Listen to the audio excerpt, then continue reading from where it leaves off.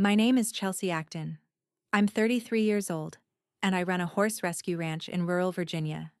I spend most of my days reading animals, the way a mare pins her ears when she's been hit before, the way a gelding flinches at a raised hand.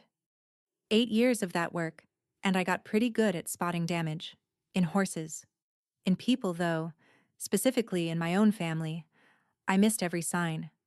What my brother-in-law did at our family reunion last June, and what happened 69 days later at my mother's birthday party, taught me that the most dangerous predator isn't the one who bites. It's the one who smiles at your table and calls you family. Welcome back to Calm Drama Stories. This channel shares powerful family stories about betrayal, boundaries, and the quiet strength it takes to protect what you've built. If this story moves you, drop a comment below and be sure to subscribe. I didn't grow up dreaming about horses. I grew up in a small town in the Shenandoah Valley, daughter of a cafeteria worker and a machinist, and my first career was numbers. I worked as a staff accountant at a small firm in Staunton for 3 years after college, reconciling ledgers and filing quarterly taxes for local businesses. Good work. Steady. But every Saturday, I drove out to a neighbor's farm to help with her horses, and every Monday morning, I sat at my desk thinking about fences instead of spreadsheets. At 25, I found 12 acres with a barn that had more holes than roof. The asking price was low enough that my 3 years of savings plus a small SBA loan covered the down payment. I signed the papers on a Tuesday and started pulling rotten boards off the barn walls the same afternoon. That first winter, I had 5 rescue horses, animals county services had seized from a neglect case, and a space heater I carried between stalls because the barn had no insulation. I learned fence repair from YouTube. I learned equine nutrition from a retired vet who lived down Route 11. I learned that if you show up at 5 in the morning every single day and do the ugly work nobody wants to do, eventually the ugly work turns into something real. 8 years later, Acton Ridge Rescue boarded 22 horses. I ran a farm store out of the front building selling leather goods, honey, and preserves I made myself. I'd built an equine therapy program for veterans dealing with PTSD, 4 sessions a week, no charge. Every evening, I sat at my desk and reconciled the day's numbers. Feed costs, boarding fees, vet bills, down to the cent. That habit would save my ranch. I just didn't know it yet. My sister Paige is 4 years younger. Growing up, we were close the way sisters are when there's nobody else around. Same bedroom, same bus stop, same hand-me-down winter coat. Paige was the social one, the pretty one, the one who knew everyone's name at church. I was the one who balanced Mom's checkbook when Dad got sick. We loved each other. But somewhere between her senior prom and my first tax season, the gap opened. Paige married Garrett Hollis when she was 24. She'd known him 7 months. Mom didn't say no. Mom never said no to Paige. But I caught her standing at the kitchen sink the night before the wedding, scrubbing the same pot for 10 minutes straight. Paige had 2 kids fast. Lily came at 25, Mason at 27. She stayed home with them while Garrett worked insurance. Every time I visited, the conversations got shorter and the undertones got louder. Must be nice to be your own boss. I wish I could just ride horses all day. I told myself she was joking. I told myself she was tired from the kids. Then there was Mom.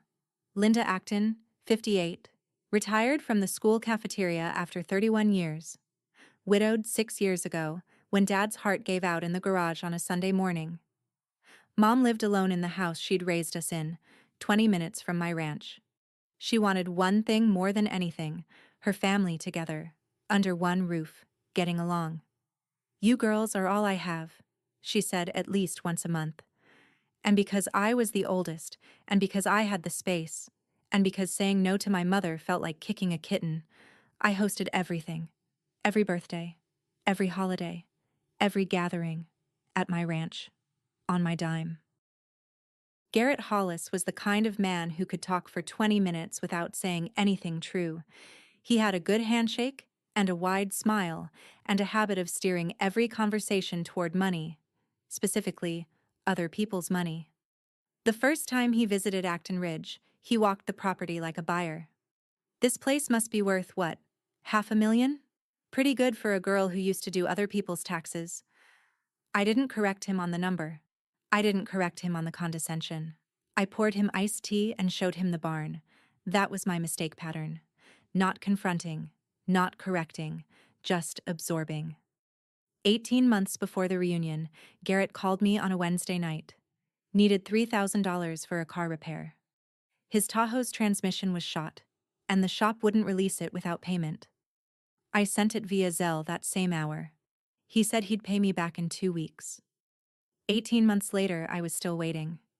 I brought it up once, just once, at a Sunday dinner at Mom's.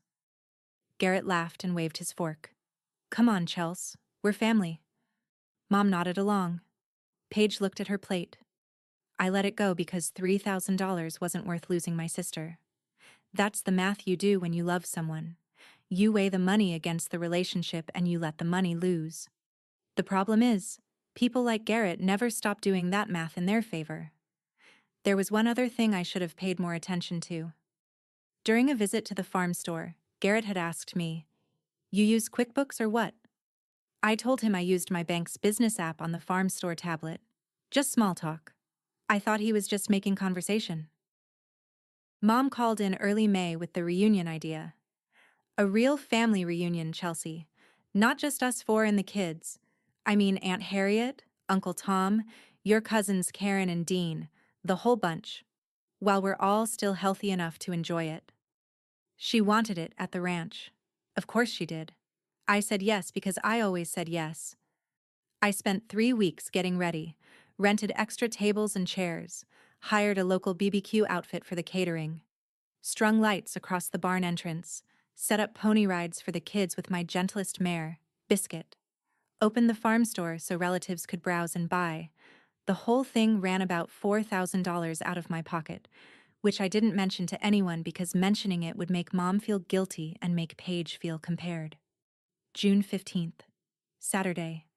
30-some people showed up under a cloudless Virginia sky, burgers sizzling, kids chasing each other through the pasture gate. Aunt Harriet hugging me so hard my ribs cracked. It was the kind of day that makes you think family is worth every penny. I was running the farm store register on my tablet, the same iPad I used for the business banking app, ringing up jars of honey and leather key fobs for cousins I hadn't seen in years. Around 2 o'clock, one of my boarding mares spooked at a kid's balloon and kicked her stall door. Miguel, my stable hand, radioed me. I set the tablet on the counter and told Garrett, who was standing right there, beer in hand, "Hey, can you watch the register for a few minutes? I've got a horse situation." He smiled. "Sure thing, Chels. Go handle your animals." That was the first time Garrett had ever volunteered for anything. I was in the barn for about 8 minutes. The mare, Duchess, had bruised her hock against the stall door. Nothing serious. Cold hose, wrap, done. When I walked back to the farm store, Garrett was behind the counter scrolling the tablet. He looked up fast. "Just checking if the card reader synced," he said. The card reader was sitting on the counter, unplugged. I glanced at the tablet screen. The banking app was minimized but still open in the background. I'd been logged in earlier to process a vendor payment during the morning setup and hadn't logged out in the rush. I picked up the tablet, closed the app, and set the screen lock. 8 minutes. That's all he needed. But I didn't feel the alarm yet. This was a family reunion. My sister's husband. The man who'd held my niece at her baptism. You don't process threat in those conditions. Your brain files it under odd and moves on. Later that evening, while everyone was eating cake, Paige pulled me aside near the pasture fence. "Chelsea, how much does it actually cost to run this place every month?" "Like really?" I gave her a ballpark: feed, vet, insurance, Miguel's pay, utilities. About 7 or 8,000. She nodded slowly and said, "That's a lot." I watched the way she said it, not sympathetically, but calculatingly, like she was measuring something. Aunt Harriet interrupted us to take a family photo. Paige smiled for the camera. In the photo, we're standing shoulder to shoulder, arms around each other. Sisters. I keep that photo on my fridge. It reminds me that the people closest to you are the ones who can reach deepest into your pockets. Everyone left by 7. I cleaned up alone, which was standard. Swept the barn aisle, stacked the rented chairs, hauled trash bags to the dumpster. By 9:30, I was at my desk doing what I did every night, reconciling the day's numbers. I opened the banking app on my laptop and looked at the operating account balance, $3,847. I stared at the screen. On Friday, the day before the reunion, the balance had been $50,847. 3 Zelle transfers had gone out that afternoon. 18,000 at 2:14 p.m., 15,000 at 2:22 p.m., 14,000 at 2:31 p.m.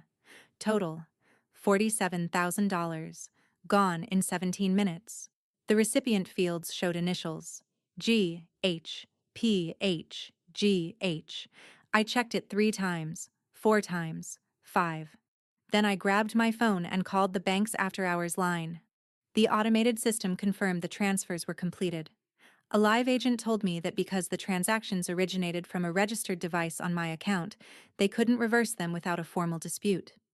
And filing a dispute on a Saturday night meant waiting until Monday. I changed every password. I enabled additional security layers. I did everything right, and it didn't matter, because the money was already gone. I sat in the barn that night on an overturned bucket between Juniper, the first horse I ever rescued, a one-eyed thoroughbred who'd been left in a field, and the feed room door. $3,847. That was 3 weeks of feed for 22 horses. Maybe 4 if I stretched it. After that, I would have to start choosing which animals to send away. I pressed my forehead against Juniper's neck and breathed. Sunday morning, I sat on my porch with coffee I couldn't taste and called Garrett. He picked up on the 3rd ring. Cheerful. Hey, Chels. Great party yesterday. Lily hasn't stopped talking about Biscuit. I didn't small talk him. Garrett, I need to talk to you about 3 Zelle transfers totaling $47,000 from my business account. Silence. 4 seconds of it. Then a sound. Not a laugh exactly. More like a snort. The kind of exhale you make when someone asks a question you think is beneath you. Oh, that. Yeah. Listen, Chels. We needed it. Paige didn't want to ask because she knew you'd make it into a whole thing. We're behind on some bills. Some mortgage stuff. We'll pay it back. Pay it back when? When I close on this deal I've got in the pipeline. Couple months, tops. You accessed my business account without my knowledge and transferred $47,000. That's not borrowing, Garrett. That's theft. His voice changed.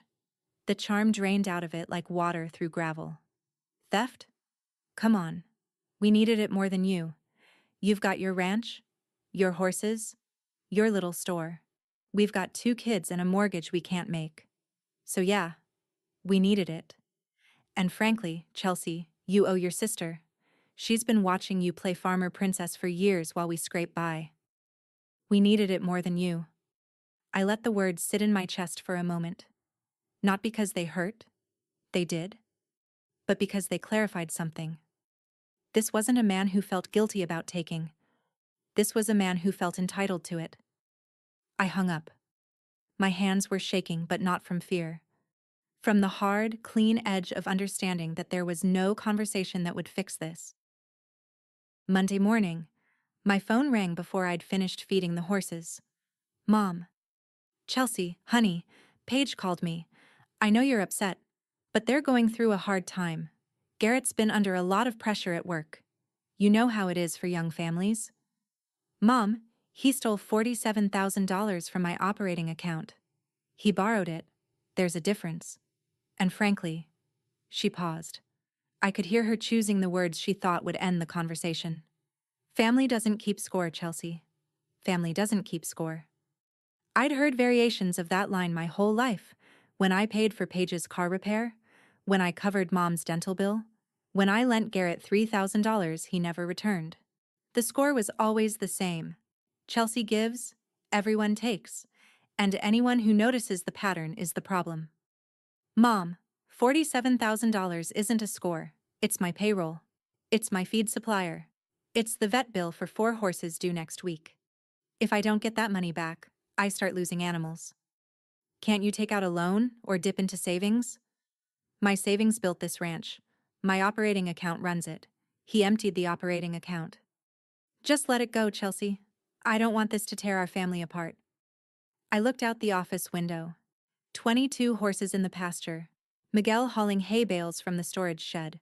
The farm store, still decorated with reunion leftovers I hadn't taken down. All of it running on $3,000 and whatever I could scrape from product sales this week. Letting it go meant letting the ranch go, and the ranch was the only thing in my life that had never lied to me. "I'll handle it, Mom," I said. And I meant it, just not the way she hoped. I sat there in my office watching my horses graze, knowing I had maybe 3 weeks of operating money left. 3 weeks before I'd have to choose which animals to send away. Have you ever had someone take what you built and tell you it was your duty to let them? If this story is hitting close, stay with me. What happened next? I didn't see it coming either. Monday afternoon, I drove to the bank.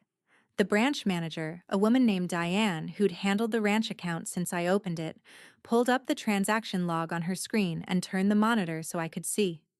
3 Zelle transfers. Device, Chelsea's iPad. IP address, matching my ranch Wi-Fi network.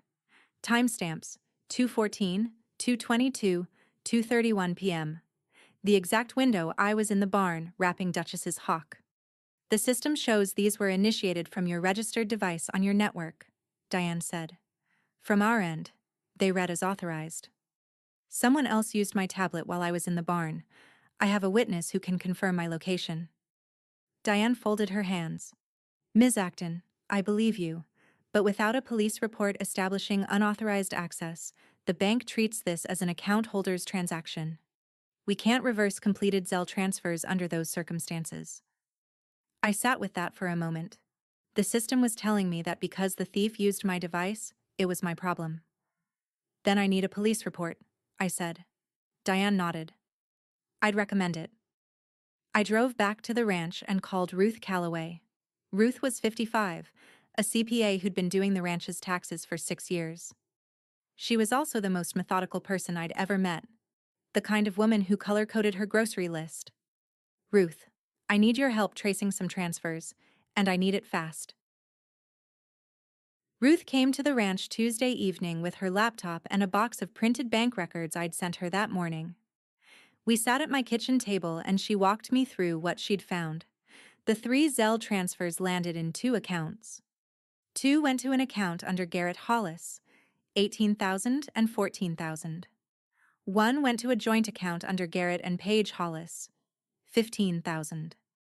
From Garrett's personal account, Ruth traced 2 outgoing wires in the days following. $18,000 went to an entity called Hollis Property Group, LLC. She'd checked the state corporation records. The LLC had been dissolved 6 months earlier. Whatever business Garrett had tried to run through, it was already dead. The second wire, $14,000, went to an online platform Ruth flagged for me, a sports betting website. My stomach dropped, but I kept my face still. Ruth was watching me the way she watched numbers, waiting for the data to settle before drawing a conclusion. "And the $15,000 in the joint account?" I asked. "Withdrawn in cash. A TM pulls over 48 hours. 4 separate transactions of $3,750 each, just under the $4,000 daily limit. Cash. No trail after the ATM, likely paying off someone who didn't take digital payments. Bookmakers, creditors, people Garrett owed money to in the physical world." "Chelsea, this isn't borrowing," Ruth said. "The money was moved, split, and partially cashed out within 2 days. That's concealment. A prosecutor would call this larceny by unauthorized access." I asked her what I needed. "Everything you just showed me," she said, "plus a sworn statement, plus the bank's device log proving you weren't the one who initiated the transfers." "I was in the barn. Miguel saw me." Ruth nodded. "Then we have an alibi and a trail. Document everything. Emotion won't hold up. Numbers will." Friday morning, I drove to the county sheriff's office and asked for Deputy Earl Beckett. Earl was in his 50s, built like a fence post, and had a quiet way of listening that made you feel heard without being rushed. I knew him from the equine therapy program. His son, a Marine veteran, had been one of my first participants. We sat in a small interview room and I laid it out. Bank statements, transaction logs showing the transfers originated from my farm store tablet during the 8-minute window I was in the barn. Ruth's forensic summary tracing the funds to a dissolved LLC and a gambling website. Miguel's written statement confirming I was handling a horse emergency during the transfer timestamps. Beckett looked through each page, making small marks with a pencil. When he finished, he leaned back. "Ma'am, you've done half my job for me." He paused, looked at me directly. "You sure you want to pursue this? It's your sister's husband. He took $47,000 from the account that feeds 22 rescue horses. He used it for gambling. If I don't recover it, those animals lose their home. So yes, Deputy, I'm sure." He filed the report, assigned a case number, and explained the process. The sheriff's office would investigate. The district attorney would review the evidence and decide on charges. It could take several weeks. I thanked him and drove home. On the way, I passed Page's subdivision. Garrett's silver Tahoe sat in the driveway, the same Tahoe I'd paid $3,000 to fix. Lily's pink bicycle lay on its side in the front yard. Mason's tricycle next to it. These were my niece and nephew. Their father was the man I'd just reported to law enforcement. I kept driving. The following Tuesday, Page's minivan pulled into my gravel drive without warning. Lily and Mason tumbled out before the engine stopped. "Aunt Chels, can we ride Biscuit?" I let Miguel take them to the round pen, while Paige and I stood inside the farm store. She looked smaller than I remembered. Dark circles under her eyes. Nails bitten down. "Chelsea, I know what Garrett did was wrong." She started with that. An admission wrapped in a qualifier. "But you filed a police report? Against family?" "He stole from me, Paige. He was desperate. You don't understand what it's been like. The bills. The collectors calling at dinner. The mortgage company sending letters. He didn't want to ask you because..." Her voice cracked. "Because he's too proud and too stupid." I waited. There's a technique I use with frightened horses. You stand still, you breathe slowly, and you let them come to you. I used it on my sister. And then she said it.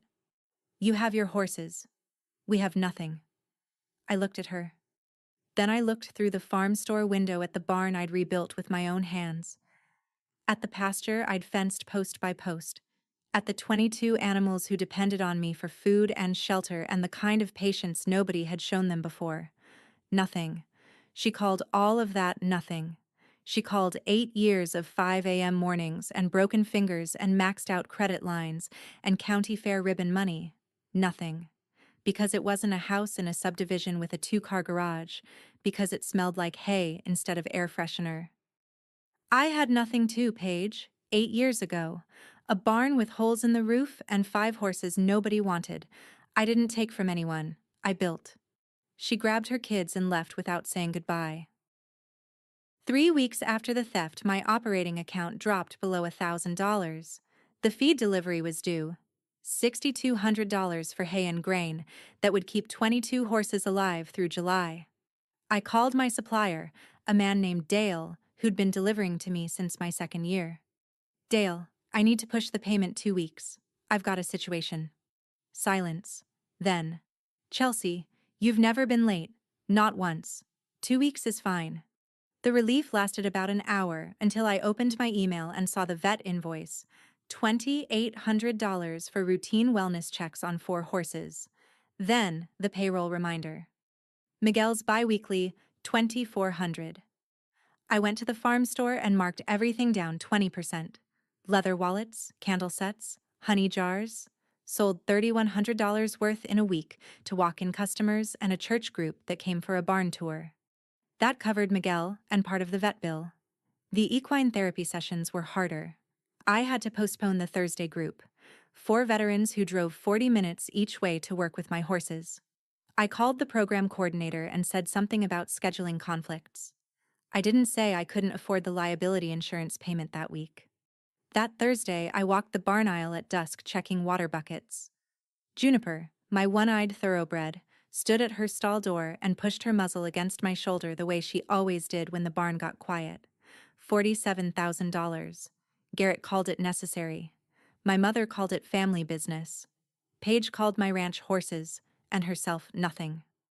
But $47,000 was nearly 8 months of feed, close to a year of Miguel's salary, 3 years of the therapy program. It wasn't family money. It was the blood of my operation. And it was sitting in a gambling account and an ATM cash withdrawal log. The jacket turned up in the first week of July. I was clearing out the storage shed behind the farm store, selling off old equipment and supplies I didn't need, scraping together every dollar I could, when I found a denim jacket hanging on a nail by the door. Paige's. She'd left it the day of the reunion. I almost tossed it in the donation pile. Then I checked the pockets, because that's what you do before you give away a jacket. The left pocket had a crumpled tissue and a hair tie. The right pocket had a folded piece of paper. I opened it. It was a screenshot, printed on regular paper, creased from being folded and carried. A screenshot of my banking app, my business operating account. Balance: $50,847.23. The timestamp on the screenshot: 2:08 p.m., June 15th. 6 minutes before the first Zelle transfer. In the bottom margin, in Paige's handwriting, I knew her handwriting the way I knew her voice, a short, devastating note. Enough. G says yes. I stood in the storage shed holding that piece of paper and felt the last wall between what I suspected and what I knew come down. Paige hadn't just known about the theft. She'd scouted it. She checked my balance on the tablet, confirmed the amount was worth taking, printed the screenshot as proof, and communicated with Garrett. G says yes, before he executed the transfers. This wasn't Garrett acting alone while Paige looked away. This was coordinated, planned. The sister I'd carried my whole life had walked into my farm store, checked how much was in my account, and given her husband the green light to empty it. I folded the paper carefully, put it in a plastic sleeve, and drove to Ruth's office. Ruth read it twice, looked up at me. This changes the picture. It's not just unauthorized access anymore. This is conspiracy. I drove home, put the plastic sleeve in my evidence folder, and added a tab. The folder was getting thick. Ruth called me the following week with the full picture. She'd traced every outgoing transaction from Garrett's personal account for the prior 6 months. The pattern was ugly. Monthly deposits from his paycheck, $2,600 after taxes, followed by outgoing transfers to 3 online betting platforms: poker, sports, daily fantasy. The amounts ramped up over time. $200 here, $500 there, then $1,000 swings in the weeks before the reunion. By June, Garrett was in a hole. The dissolved LLC, Hollis Property Group, had been his attempt at flipping a foreclosed duplex in Waynesboro. He'd bought it with borrowed money, sunk another $15,000 into renovations he couldn't finish, and walked away when the contractor threatened to lien the property. The LLC dissolution was just paperwork catching up to failure. He didn't need your money for his kids, Ruth said. He needed it for his habit. The real estate was the excuse, he told himself. The gambling was the engine. I sat with that. $47,000 from my horse rescue, routed through Zelle, split between a gambling website and cash withdrawals that probably went to bookmakers Garrett owed. Does Paige know about the gambling? I asked. Hard to say from the financials alone, but she knew about the theft. That note proves it. I thought about Lily and Mason, about Paige standing in my farm store saying they had nothing, about Garrett betting my feed money on football games. Then I thought about something else. If nobody in the family saw the truth, Garrett would do this again. To Mom, to Aunt Harriet, to anyone whose account he could reach. I picked up my phone and called Deputy Beckett. Deputy, the district attorney. Any update? Case is strong, Ms. Acton. DA's reviewing. Should have a decision within the month. My mother's birthday is August 23rd. The whole family will be there. A pause. I see. Mom called in early August, Her birthday was 3 weeks away, and she wanted everyone there. No drama, Chelsea. I mean it. You and Paige need to work this out before my party. Mom, this isn't something Paige and I can work out over coffee. There's a police report. The district attorney is reviewing it. A district attorney? Chelsea? You're going to send your sister's husband to jail? He stole $47,000 and used it for gambling, Mom. The line went quiet. I could hear the television in her living room. Some game show. The tinny sound of applause. What did you say? Gambling. Online betting. That's where the money went.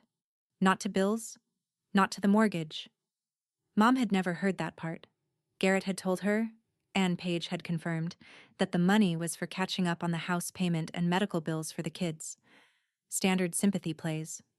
He gambled it? Her voice was thin. Ruth traced it. Bank records confirmed. $18,000 to a sports betting platform, $14,000 to a property investment that was already dead, and $15,000 cashed out at ATMs, probably paying off people he owed. Mom didn't say anything for a long time. When she spoke, her voice was the one I remembered from childhood, the one she used when something broke that couldn't be glued. I didn't know that. I know you didn't. Another pause. Are you still coming to my birthday? I could have said no. I could have said I needed space. But there were 22 horses depending on my ability to face this situation head on, and every door I'd tried, the phone call, the mother, the sister, had been shut in my face. The birthday was the last one. I'll be there, Mom. Wouldn't miss it. 2 weeks before Mom's birthday, I sat at my desk and built the folder. Not a metaphorical folder. A physical one, beige, tabbed, labeled. Tab 1, bank transaction logs with timestamps, highlighted. Tab 2, the device log from the bank showing the transfers originated from my farm store tablet. Tab 3, Miguel's signed affidavit stating I was in the barn tending to Duchess during the exact time window of the transfers. Tab 4, Ruth's forensic accounting summary, tracing the money from my account through Garrett's accounts to the gambling platform, the dead LLC, and the ATM cashouts. Tab 5, Paige's handwritten note. Enough, G says yes. In a plastic evidence sleeve. Tab 6, a copy of the police report with the case number. Every claim backed by a document. Every document backed by a number. Every number pointed to the same man. Ruth stopped by the ranch to review the folder. You could just let the DA handle this, she said. Let the legal system do its job. You don't need to show the family. Garrett has been telling everyone I'm overreacting. Mom thinks it's a family loan. Aunt Harriet thinks we're having a sisterly spat. If I don't show them the truth, his version becomes the family story. And he does this again. To Mom. To Harriet. To whoever he can reach next. Ruth nodded slowly. Then make it clean. No shouting. No accusations without proof on the table. I learned that from you. I paused, looking out the window at the pasture. And from my horses. They don't respond to yelling. They respond to steady hands. I closed the folder, put it in my bag, and hung the bag on the hook by the front door. 14 days. What happened at my mother's birthday party changed everything. August 23rd. Mom's birthday.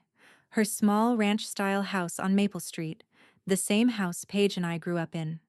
She'd strung lights across the backyard and set up a long table under the oak tree. Paper plates, plastic cups, a cooler of sweet tea and beer. The guest list was the whole family: Mom, me, Paige, Garrett, Lillian Mason, Aunt Harriet and Uncle Tom, cousins Karen and Dean, and a few of Mom's neighbors. About 15 people total. I arrived at 5 with my bag over my shoulder and a gift in my hands, a picture frame I'd made from reclaimed barnwood, holding a photo of Mom and Dad from their 30th anniversary. She cried when she opened it. Oh, Chelsea, this is beautiful. I hugged her and said happy birthday, and tried not to think about what was in my bag. Garrett was already there, standing by the grill with Uncle Tom, beer in hand, talking about something. Football, probably.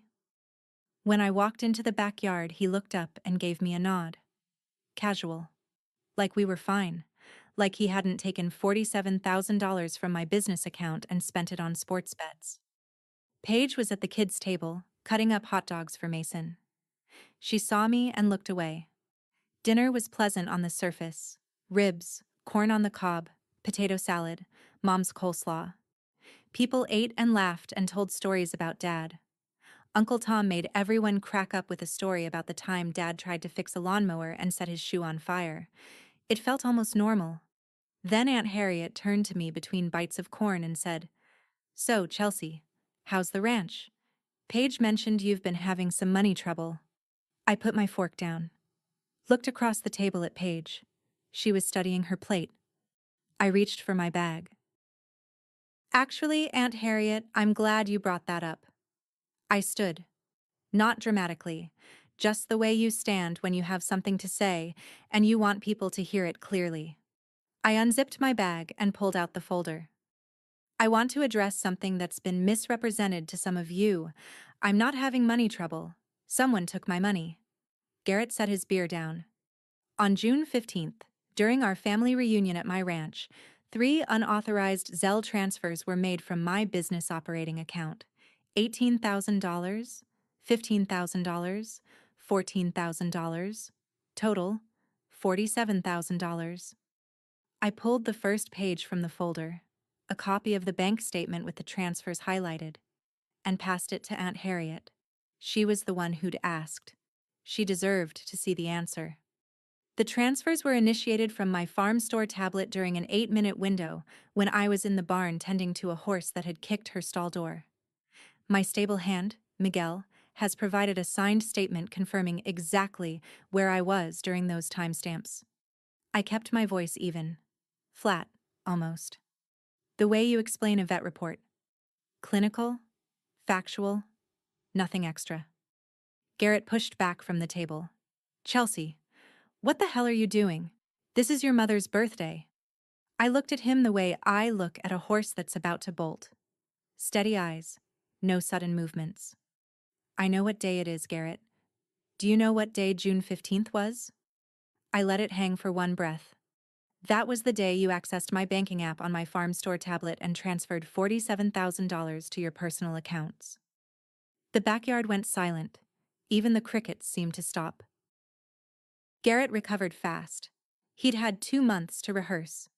"This is ridiculous. I borrowed some money to cover our bills. I told Chelsea I'd pay it back. She's turning a family matter into a federal case." I pulled the next page from the folder and handed it to Uncle Tom, who was sitting closest. "This is a forensic accounting summary prepared by Ruth Calloway, CPA. It traces the funds after they left my account." I pointed across the table at Garrett. $18,000 went to Hollis Property Group, an LLC that was dissolved 6 months before the transfer. A dead company. Garrett's jaw tightened. $14,000 went to an online sports betting platform. The air changed. I could feel it. The way you feel a weather shift before the rain. Uncle Tom looked up from the paper. Karen covered her mouth. Garrett's hands dropped to his sides. I turned to Paige. $15,000 went to your joint account and was withdrawn in cash at ATMs within 48 hours. Paige's voice came out thin. "I didn't know where it came from." I reached into the folder and pulled out the plastic sleeve.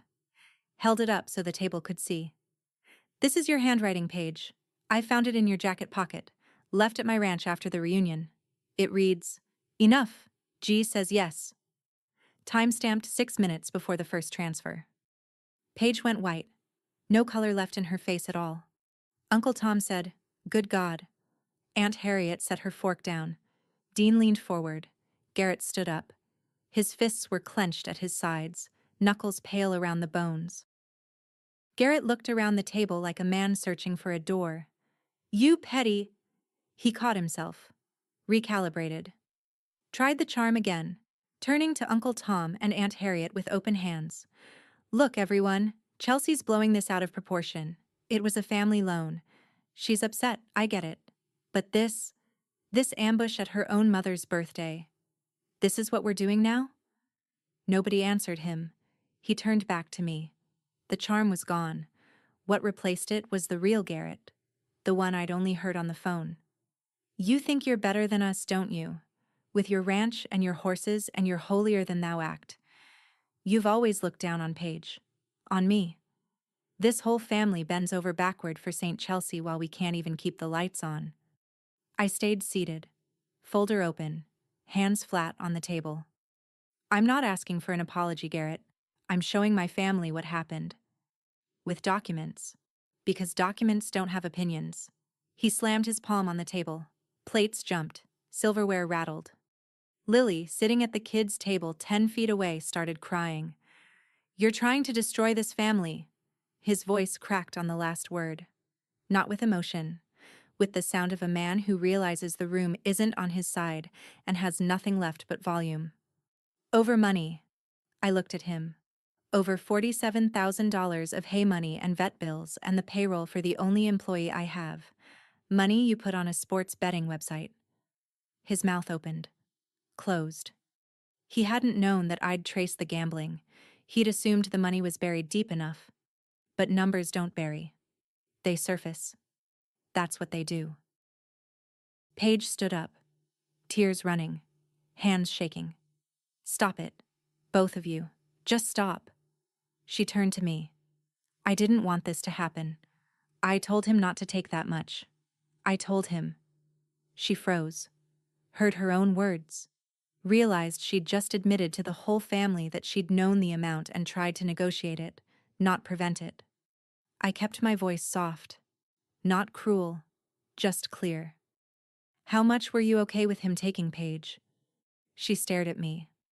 I thought, maybe 10,000. Just for the mortgage. Just to catch up on the house. I didn't know about the gambling, Chelsea. I swear I didn't know about the gambling. I looked at my sister. Really looked. I saw the dark circles, the bitten nails, the way she held her shoulders like someone waiting to be hit. I saw a woman trapped, no income of her own, 2 small children, a husband who lied about where the money went. And I also saw the woman who'd checked my bank balance on my tablet, written, enough, and handed the keys to the vault. Both things were true at the same time. I believe you didn't know about the gambling, I said. But you checked my balance. You confirmed the amount. You watched him walk to my register. And you said nothing to me. I was scared, Chelsea. If we lost the house, Lily's school district, everything. I understand being scared. I've been scared for 8 years. Every time a vet bill came in I couldn't cover. Every time feed prices jumped. Every time a horse needed emergency surgery. But I never stole from you. Paige sat down slowly, like her legs had given out. Mom, at the head of the table, whispered, "Girls, please." I looked at her. I'm almost done, Mom. I pulled the last document from the folder, held it up so everyone could see the county sheriff's office header. This is a copy of the police report I filed, case number on file with the sheriff's office. The district attorney is reviewing formal charges. Larceny by unauthorized access to a computer. In Virginia, for this amount, that can be prosecuted as a felony. The word felony landed on the table like a stone in still water. Garrett went pale. Truly pale. Not angry pale. Not frustrated pale. But the ashy gray of a man who just heard a word that rearranges his future. You called the cops. His voice was barely above a whisper. On family? You stole $47,000 from my business account and gambled it. That's not a family matter, Garrett. That's a crime. I'll pay it back. Every cent. I swear. Just call it off. Tell them you made a mistake. I folded my hands on the folder. I don't make mistakes with numbers, Garrett. You know that. Aunt Harriet leaned forward. Chelsea, is there a way to handle this without... I looked at her. Not with anger. With exhaustion. Aunt Harriet, I tried. I called him. He told me they needed it more than me. I went to Mom. She told me family doesn't keep score. I went to Paige. She told me I have my horses and they have nothing. I looked around the table. At every face. Every pair of eyes. I'm showing you this because every other door was closed in my face. This was the only one left. Nobody spoke. The birthday cake sat in the center of the table, blue frosting spelling Happy 58th Linda. Uncut. Garrett tried one more angle. The last tool in his kit. The one he always reached for when logic failed. He turned to Mom. Linda. He called her by her first name, which he never did. He called her Mom. But not tonight. Tonight he needed her as an ally, not a mother. You're really going to sit here and let her do this? At your birthday?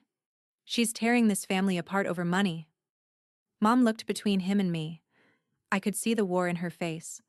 The woman who wanted peace against the woman who'd just heard the word gambling. Garrett pressed. She's got more money than all of us combined. The ranch, the store, the horses. 47,000 is nothing to her. She won't even miss it. I didn't raise my voice. It's not nothing to the 22 horses who depend on me for feed. It's not nothing to Miguel, who depends on me for a paycheck. It's not nothing to the veterans who drive 40 minutes to my ranch for therapy, because no one else offers it for free. The room shifted. I felt it like a tide pulling. Aunt Harriet nodded once, small but firm. Uncle Tom uncrossed his arms and crossed them again, tighter. Cousin Dean was watching Garrett the way you watch someone you've made up your mind about. Garrett felt it too. His eyes moved around the table and found no purchase, no ally, no foothold. He turned back to me, voice dropping low. You'll regret this. I promise you, you will regret this. I reached into my bag, pulled out my phone, set it on the table, screen up. I'd like everyone to note what he just said. Dean spoke up. That sounded like a threat, Garrett. It's not. I didn't. 3 firm knocks on the front door cut him off. Mom stood up. Her chair scraped against the patio. She walked through the kitchen to the front door and opened it. Deputy Earl Beckett stood on the porch in full uniform, badge catching the porch light. His partner stood a step behind. Evening, ma'am. I'm sorry to interrupt. I'm looking for Garrett Hollis. Mom's hand tightened on the doorframe. What is this about? Ma'am, may we come inside? She stepped back. Beckett walked through the kitchen and out the back door to the patio. His eyes swept the table, the plates, the cake, the folder open in front of me, and landed on Garrett, who was standing at the far end. Mr. Hollis, I have a warrant for your arrest. Larceny by unauthorized access to a computer, in connection with the theft of $47,000 from the operating account of Acton Ridge Rescue on June 15th. The words were formal, measured, the same steady cadence as every arrest statement. But in this backyard, under these string lights, at this birthday table, they sounded like something falling from a great height. Garrett looked at me. You actually did it. I didn't look away. I told you on the phone, Garrett. What you did wasn't borrowing. Beckett read the Miranda rights. Professional, unhurried. Garrett's hands went behind his back. The cuffs clicked. Paige screamed, not words, just sound. She grabbed Mason and pulled Lily close. No, Chelsea, please, stop this. The kids. Think about the kids. I looked at my sister. At my niece crying into her mother's shirt. At my nephew's wide, confused eyes. I didn't start this page. He did. I'm finishing it. Mom stood in the kitchen doorway, tears on her face, hands trembling against the frame. She looked at me with something I'd never seen from her before. Not anger, not disappointment. Grief. I just didn't want to lose either of you. You didn't lose me, Mom. You lost $47,000 of my livelihood because you told me family doesn't keep score. I heard my own voice, and it was steady. You're right, Mom. Family doesn't keep score, but the Commonwealth of Virginia does. Beckett led Garrett through the house. The front door closed behind them. The table was half empty. Plates abandoned with food still on them. Uncle Tom's beer going flat in the heat. The birthday cake. Happy 58th Linda in blue frosting, sat untouched in the center like a monument to something that used to be whole. Aunt Harriet moved first. She pulled her chair next to mine and put her hand on my arm. You did the right thing, sweetheart. I know it doesn't feel like it right now. But you did. Uncle Tom leaned back in his chair. If he'd taken that from my shop, I'd have done a sight worse than a police report. Cousin Karen asked how long the gambling had been going on. I told her what Ruth had found. At least 2 years based on the financial records. Dean shook his head. And Paige knew? I paused. Thought about what to say. She knew enough. We sat in the quiet for a while. The kind of quiet that happens after something breaks, and everyone is still holding the pieces. Then I got up and walked to Mom. She was sitting at the head of the table, alone, hands in her lap, staring at the cake. I sat beside her, didn't touch her, didn't reach for her hand. Mom, I didn't want this to happen at your birthday, but I didn't choose the timing. You told me to have it resolved before your party. It's resolved. She looked at me with wet eyes. Was it worth it? $47,000 of feed money and vet bills and the salary for the only employee I've got? Yes, it was worth it. Those horses can't file their own police reports. She didn't answer. I picked up my bag, kissed her on the forehead, and said, "Happy birthday, Mom." I drove back to the ranch in the dark. Juniper was standing at the fence line when my headlights swung across the pasture, waiting, the way she always waited. 6 weeks after Mom's birthday, the legal dust settled. Garrett's attorney negotiated a plea with the district attorney.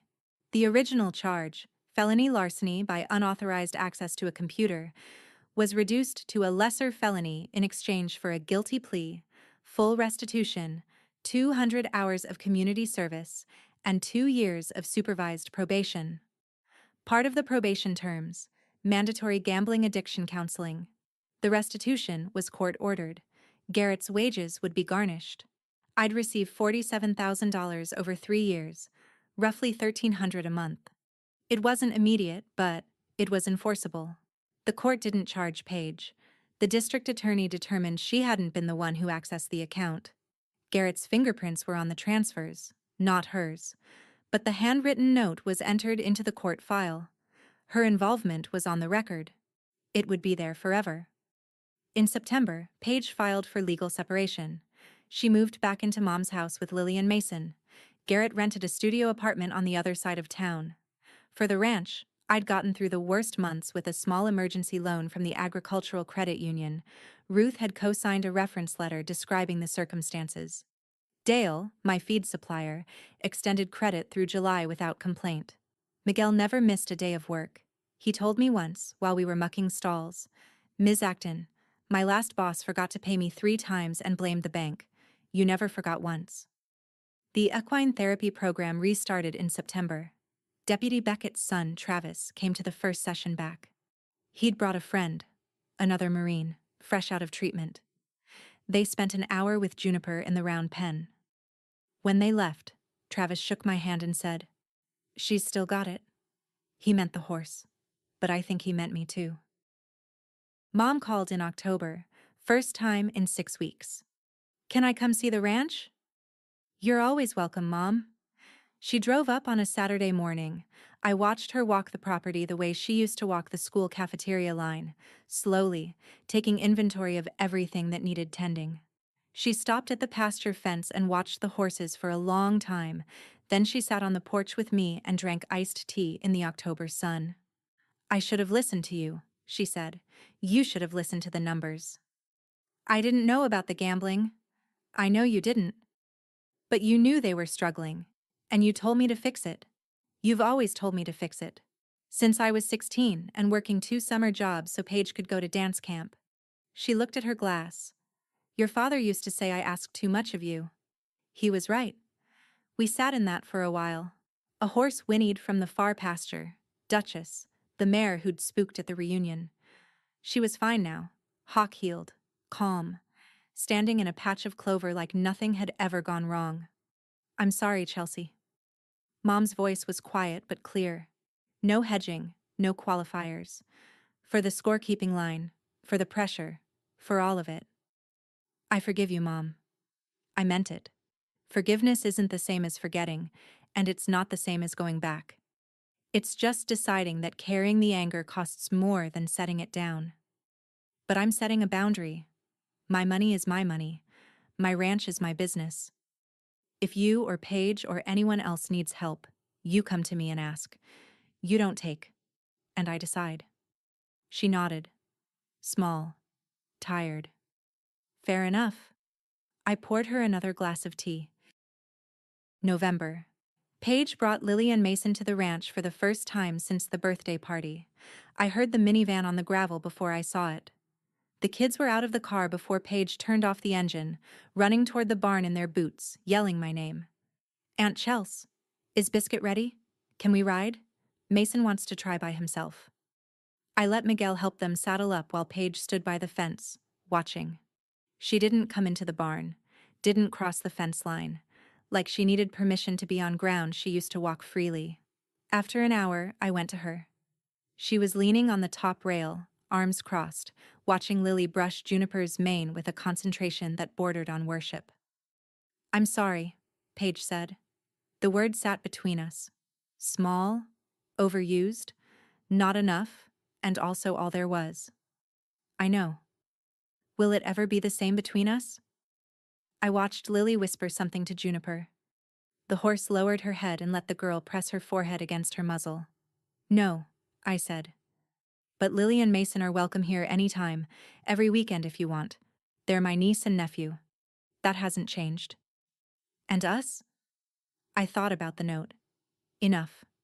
G says yes. Written in her handwriting. Found in her pocket. You checked my balance and wrote enough. You watched your husband walk to my register, and you said nothing to me.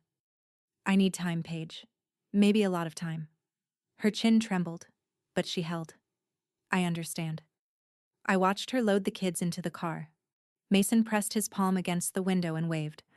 I waved back and stood at the gate until the taillights disappeared down the dirt road. Then I walked back to the barn. Juniper was at her stall door waiting for a carrot. By spring, the ranch was whole again. Restitution payments arrived on the first of each month. $1,300, deposited directly, no contact required. The emergency loan was halfway paid down. Dale's feed deliveries came on schedule, and I'd started ordering extra for the 2 new rescues I'd taken in over the winter. A draft cross from a farm auction, and a pony that animal control pulled from a backyard in Harrisonburg. 24 horses now. The farm store was doing better than ever. I'd added weekend workshops, leather working, candle making, honey extraction, and the local tourism board started listing Acton Ridge Rescue in their visitor guides. Revenue was up 20% over the previous year. The therapy program expanded to 2 groups a week. Travis Beckett volunteered as an assistant on Thursday mornings. He was good with the horses, patient, steady. He reminded me of his father. Miguel got a raise. I hired a second hand, a young woman named Jess who'd just finished an equine science degree and wanted field experience more than a paycheck. Mom came to the ranch every other Sunday. She helped in the farm store, tagging products and chatting with customers. She never mentioned money. She never said, family doesn't keep score. Paige was working as a dental receptionist, her first job in 6 years. Lily and Mason spent 2 Saturdays a month at the ranch, brushing horses and eating peanut butter sandwiches in the hayloft. Garrett completed his community service picking up roadside trash. He lived in a studio apartment, attended mandated counseling, and had not contacted me once. I walked the fence line every morning at dawn, the way I had for 8 years. The barn roof didn't leak. The numbers balanced. The horses were fed. I used to think being the strong one in the family meant carrying everyone. It doesn't. Being strong means knowing when someone is reaching into the load to take from it instead of adding to it, and having the quiet courage to set the weight down. My ranch didn't survive because I gave everything away. It survived because I finally learned what was mine to protect.